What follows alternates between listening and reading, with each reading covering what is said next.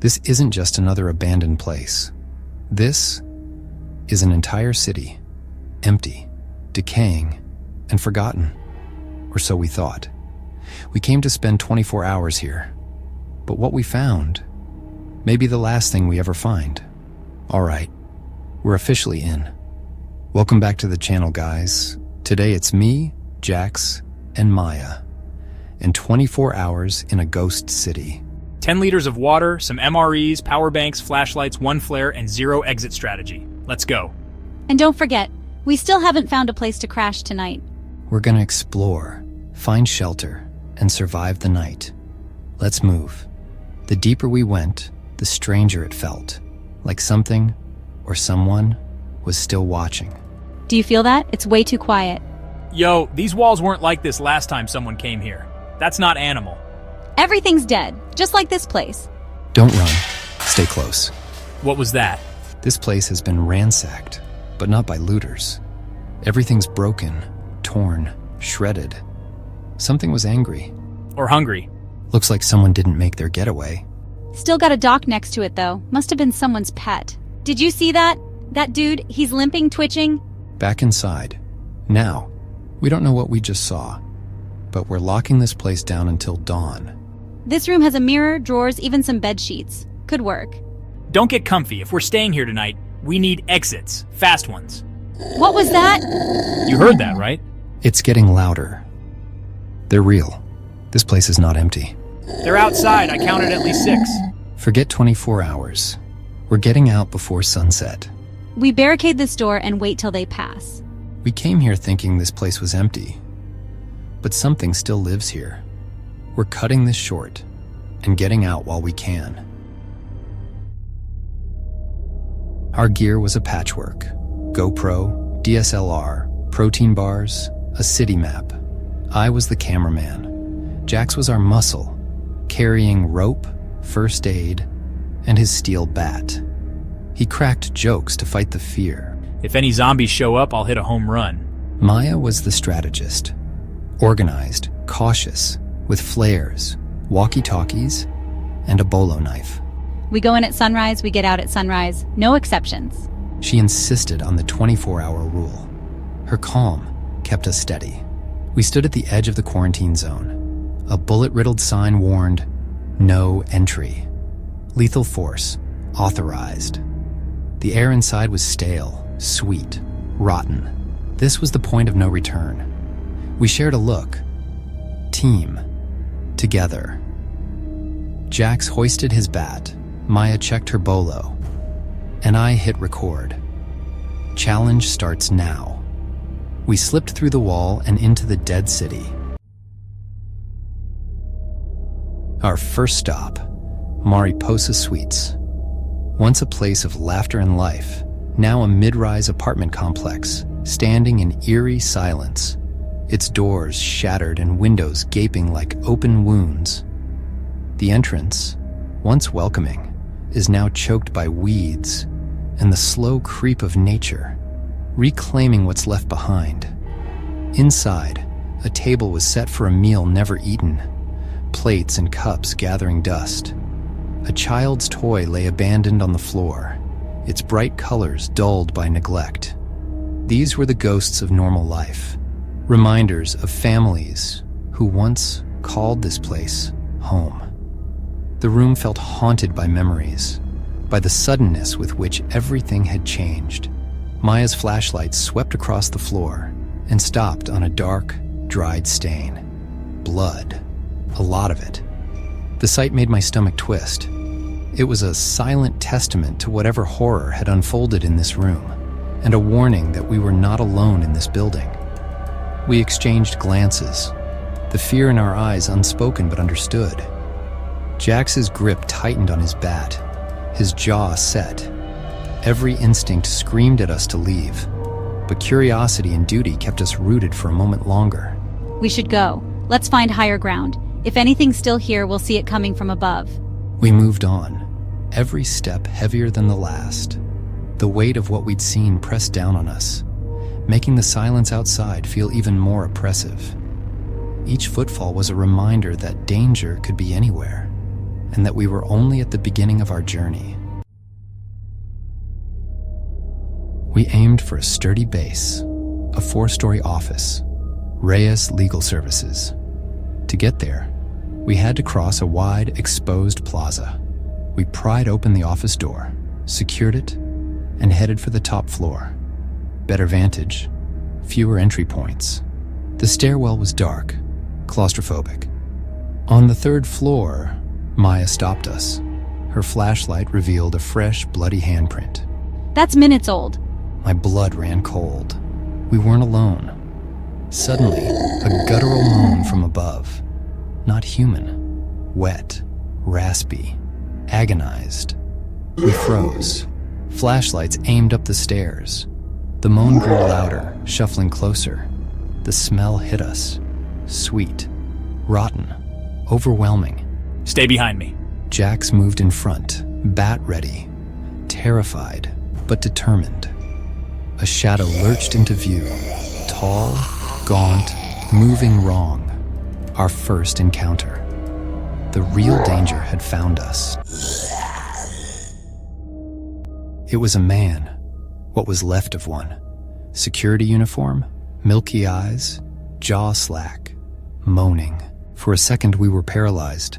Then it shrieked and lunged. We scrambled down the stairs, slammed into the 2nd floor office, and barricaded the door with a filing cabinet. The thing pounded and snarled on the other side. We needed a better hiding spot. The open plan office was a maze. Every shadow a threat. At the far end we found a corner office. Solid door, 1 window, sheer drop outside. In here. We rushed inside, locking ourselves in as the creature's rage echoed behind us. We had a haven, for now. The hunt wasn't over. It had just begun. Inside the corner office, we barricaded the door with a desk, armchairs, and a bookshelf. The window was our weak point. Maya pulled the curtains and braced it with desk drawers. Exhausted, we collapsed on the floor. The banging outside stopped. Silence returned, unnerving. I checked my camera. We had evidence. The handprint, the creature, our escape. This was survival, not adventure. We took turns on watch, ate in silence, and waited as the sun dipped low. The city glowed orange and purple, beautiful, but filled us with dread. As darkness fell, a low moan rose from the street. Then another, and another. The city was waking up. We braced for night. The real test was about to begin. We weren't alone. Night fell. The city transformed. Moans echoed. Dozens of figures shuffled below. The office felt like a fragile island in a sea of monsters. Suddenly, a crash downstairs. Glass shattering. They were inside. They're in the building. Moans and shuffling echoed up. They were searching, floor by floor. Then, slow, deliberate banging on our door. The barricade groaned. More joined in. The pounding became frantic, the wood splintering. Panic set in. We were out of time. The window, it's our only chance. 4 stories down into darkness. But better than being torn apart. The door frame splintered. Our fortress was about to fall. We had to move, now. Survival meant doing the impossible. We armed ourselves with whatever we could find. The footsteps grew louder, closer. We had to make it to the window. One by one, we climbed out, looking down at the drop. The door burst open, and they rushed in. Fear gripped us as we hung from the ledge. We dropped down, landing hard, but safe. We ran through the dark streets, shadows chasing us. Finally, we found a temporary safe spot, catching our breath. But we knew the danger was far from over. Our escape was a frantic race against time. We went outside and hid behind a rotting car, hearts pounding, as a pack of zombies shuffled past. Every breath held, every movement calculated to avoid detection. Thinking fast, Maya hurled a bottle down the street. The crash echoed, drawing the undead away and buying us a precious window to move. We sprinted across an open intersection, the dead instantly spotting us. Their howls filled the air as they gave chase, forcing us to push harder. Bursting onto the main street, we found our path blocked. Dozens of zombies closing in, their numbers swelling with every desperate step we took.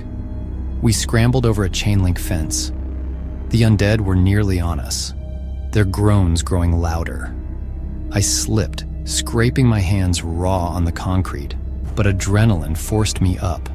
There was no time to stop. Every second mattered. We sprinted down an overgrown boulevard, the city wall looming in the distance. Every street was a new obstacle. Every corner, a potential trap. We ducked into a shadowy doorway, barely daring to breathe as a fresh horde shuffled past, their feet dragging just inches away. Maya checked the map, her hands trembling. We're close, just a few more blocks. The city fought us at every turn. Blocked alleys, overgrown ruins, danger lurking in every shadow. But we pressed on, desperate to escape before the undead closed in for good. Our escape was a blur. Dodging the undead, Jack swinging his bat with desperate strength, the echo of our footsteps swallowed by the ruined city. Every shadow seemed alive, every alley a trap. The city was a labyrinth of fear, and we were its prey. The air was thick with the stench of decay and the distant guttural moans of the infected. We ran, hearts pounding, lungs burning, the weight of terror pressing us forward. Maya led us through the maze, her memory of the city's backstreets our only hope. She never hesitated, even as the world behind us crumbled. Her voice cut through the panic, urging us on, reminding us to keep low, to keep moving. Every turn brought new dangers, collapsed buildings, snarled wire, the flicker of movement in the dark. By some miracle, we reached the barrier as dawn broke. 24 hours, barely. The first rays of sunlight painted the city in gold, but it was a cruel illusion. We were battered, bruised and running on pure adrenaline. The city behind us looked almost peaceful, but we knew what lurked in its shadows. Jax's ankle was broken, twisted in our frantic escape. We were battered, scraped, and haunted by what we'd witnessed. But we survived. The footage we carried was proof that the world needed to see. Proof that the stories were lies. The world needed to know. The quarantine wasn't about chemicals.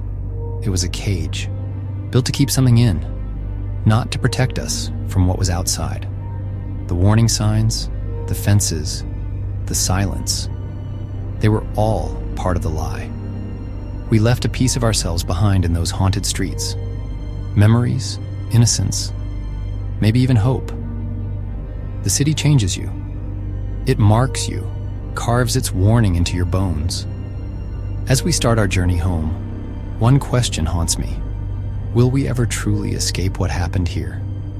Or will the city's shadow follow us forever?